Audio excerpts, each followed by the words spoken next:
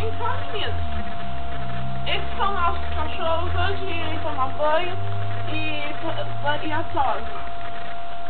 Essa aqui é a Zoe, que é porca, não vai tomar banho. Porque é filhote ainda, é pequenininha. Esse daqui é o Beit, o nosso artista de circo. Essa é a Meg, a sobrevivente. Essa é a xodó da casa, gente. Daqui desde os 40 dias, né, Ju? Já faz 4 anos que ela está com a gente. A cara da Meg, do beijo pulando em mim.